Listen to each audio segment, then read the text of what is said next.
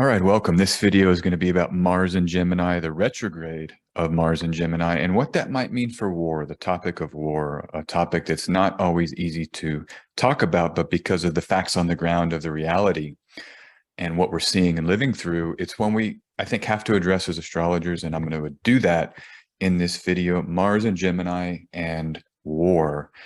And so let's just get started here. I wanted to begin by addressing this ethics question, and this is from the ISAR ethics rules. A9, responsibility to the public. Rule B, mundane economic or political predictions. When astrologers talk about these things, it's advised that we mention astrology is not an exact science, A. B, astrological variables can manifest in different events of similar meaning.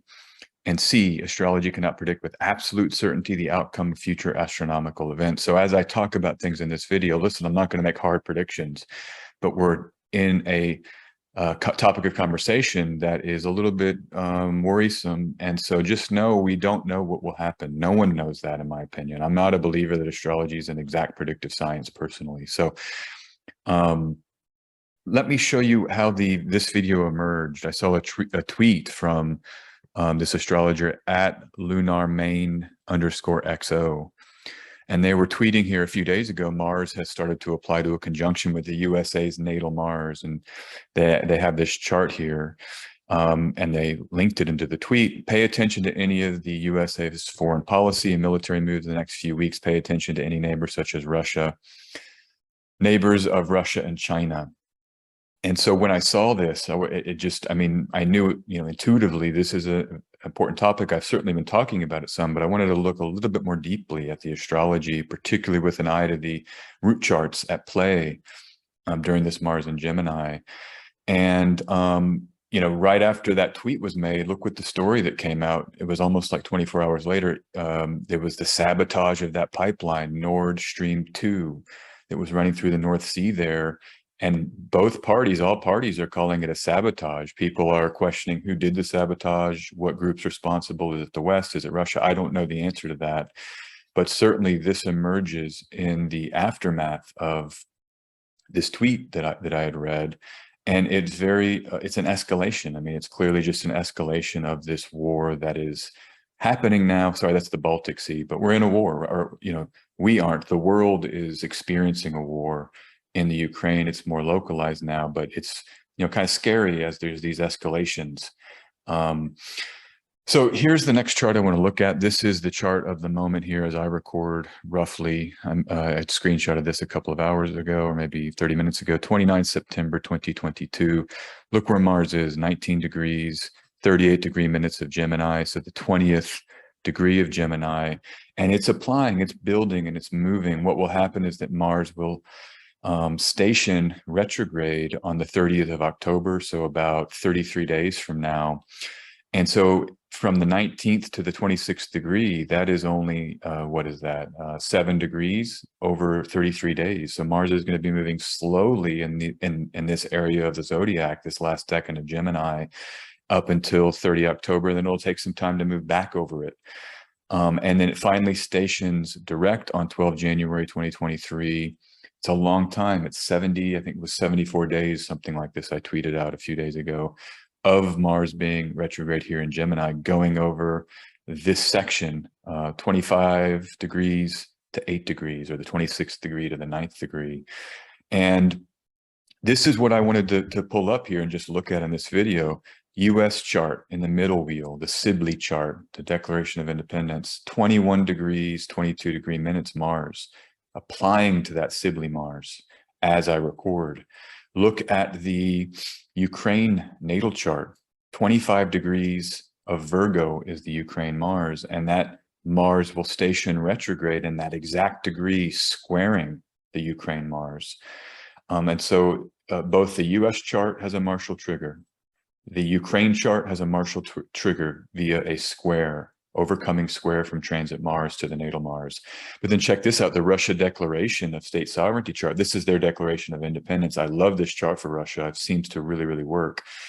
The Russia Declaration chart, the sun is in Gemini in the same degree as the Sibley Mars. And so you have this experience as Mars over in October will hit this degree, the 22nd degree of Gemini. It triggers the Russia sun, which is the sense of the nation itself, and the Mars of the United States, which is warfare. And then it'll be triple pass over that. And you can see here in this next chart, this is the synastry between the US and then the Russia chart. And you can see that Gemini is a key zone. And this Mars retrograde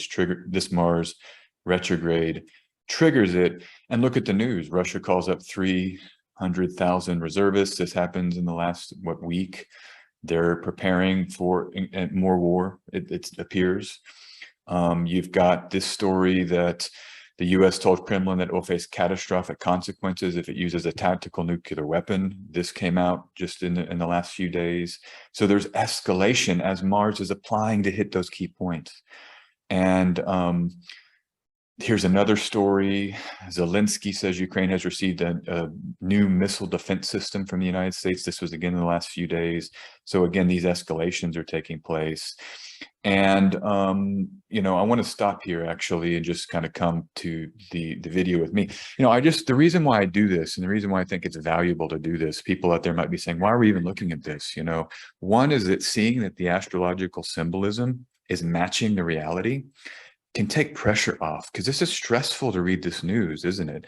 It's like, oh man, we see just how we are out of control in the sense that, little individual humans can't really seem to affect or control these headlines, which can be scary.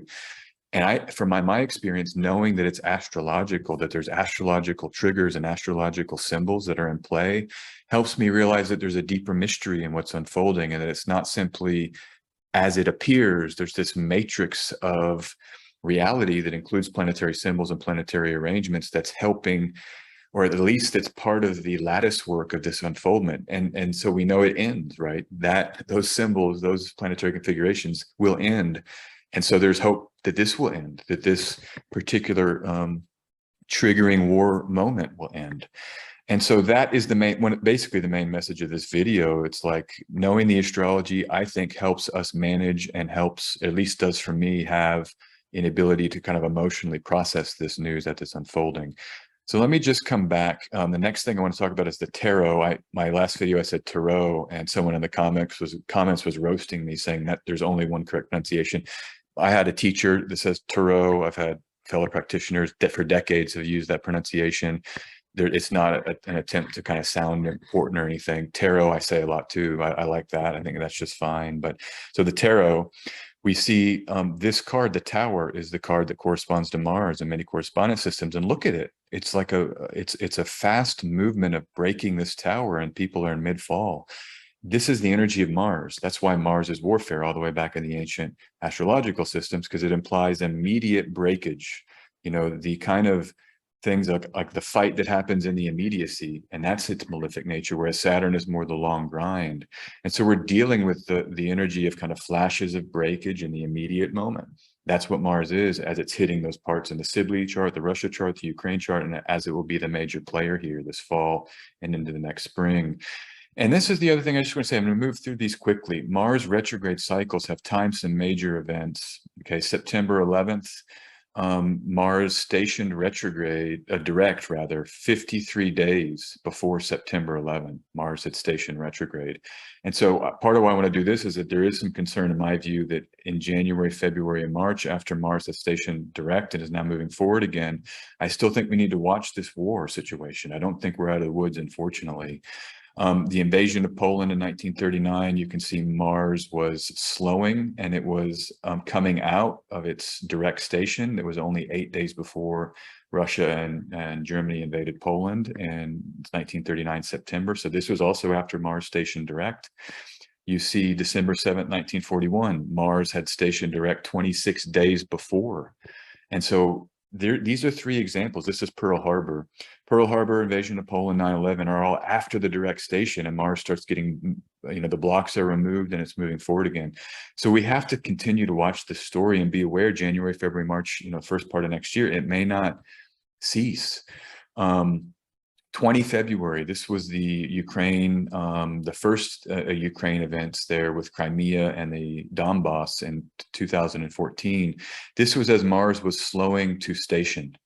So it was 9 days before its station retrograde. This is the period we're in now in terms of the Mars cycle. And then the war, the Gulf War I, 1990, was also when Mars was about to station, about 73 days before its station retrograde. So right around these retrogrades, either before or after, seems to bring war, which is what the texts say. They say when a retrograde planet, as it's stationing in the direct retrograde, it gets power because it's slow and it puts focus on a certain area of the zodiac. All right, those are the examples I wanted to say there. The last little bit I want to do in this video, I do think we can, what can we do, right? I mean, why would an astrologer come on YouTube and share this? I want to leave some empowerment here.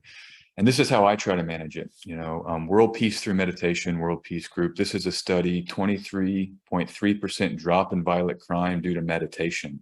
This was in Washington, D.C. It's a famous event that happened in 1993, carefully crafted scientific demonstration of using meditation to lower crime in a city. Even the New York Times picked this up back in 1993, meditating to try to lower the crime rate.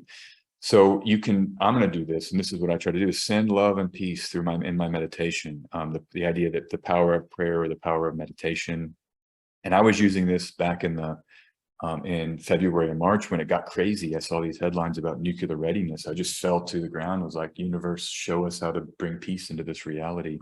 And then this is I know people out there might not be Christian. I'm not, you know, an avowed Christian or anything like that, but this is another study. Prayer changes things. Murder rate in Washington, D.C. dropped 27% after faith groups have a 24/7 prayer vigil.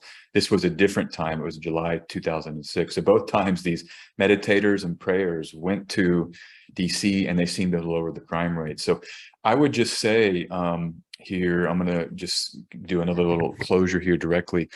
You know, if you're feeling nervous and scared about it, try to bring it into your inner temple, into your notions of the divine and the peaceful, loving energy, whatever those forces may be in the unseen realms. We can try to reach out to them or just send good thoughts and good energy to these aggrieved regions. I do think that can have an effect. That's what I'll be doing.